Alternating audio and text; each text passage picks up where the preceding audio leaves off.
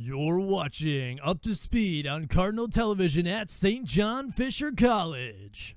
Hello, everyone, and welcome back to Up to Speed, a show that brings you up to speed on some of the big stories within the sports world this week. I'm your host, James DC, and let's get right into the show. As we all know, Super Bowl 51 took place this past weekend in Houston as Tom Brady and the New England Patriots went up against Matt Ryan and his Atlanta Falcons. Atlanta jumped out to a 21-0 lead right before halftime, but you can never doubt Tom Brady and his greatness. The Patriots end up coming back in the fourth quarter to tie it up, and the Patriots then received the ball first in overtime as James White ran it into the end zone to win the game.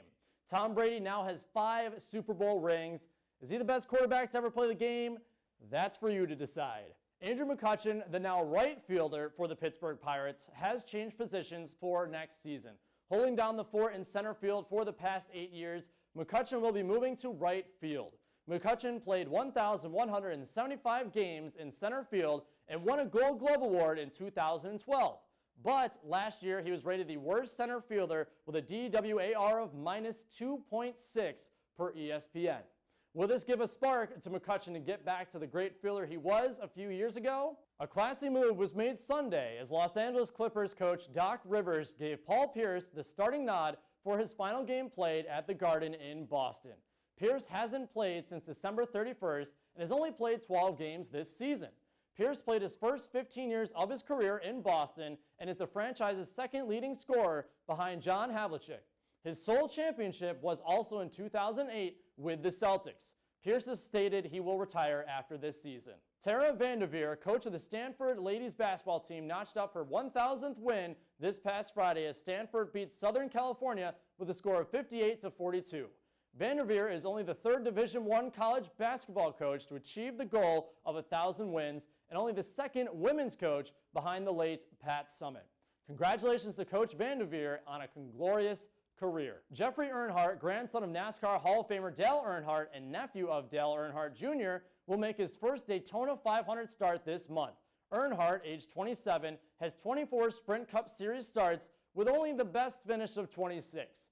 Growing up watching Dale Earnhardt, this is a touching sight to see, and I hope the best for Jeffrey on his first start at one of the biggest races in the NASCAR season.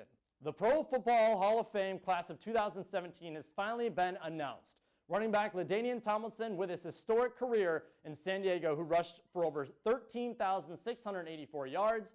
Broncos all-time leading rusher and two-time Super Bowl champion Terrell Davis. Two-time MVP and Super Bowl winning quarterback Kurt Warner. Longtime Dolphins hybrid of a defensive end Jason Taylor. Five-time All-Pro kicker Morton Anderson, who is the second kicker to join the Hall of Fame. And three-time Super Bowl winning owner Jerry Jones of the Dallas Cowboys. A great group of men here. Welcome to Canton. Along with the announcement of this year's Hall of Fame class, the NFL held its NFL Honors event this past weekend, and several awards were handed out. Matt Ryan winning the MVP award, Khalil Mack winning Defensive Player of the Year, Dak Prescott winning Offensive Rookie of the Year, and Joey Bosa winning the Defensive Rookie of the Year. Now, Jason Garrett won the Coach of the Year as well. Obviously, there's many more awards that were handed out, but this was just a handful of them. Most of these winners were expected as another football season comes to a close. This has been another episode of Up to Speed, and make sure to tune in this Thursday for more stories within the sports world that you might have missed. I'm your host, James DC. Catch you next time.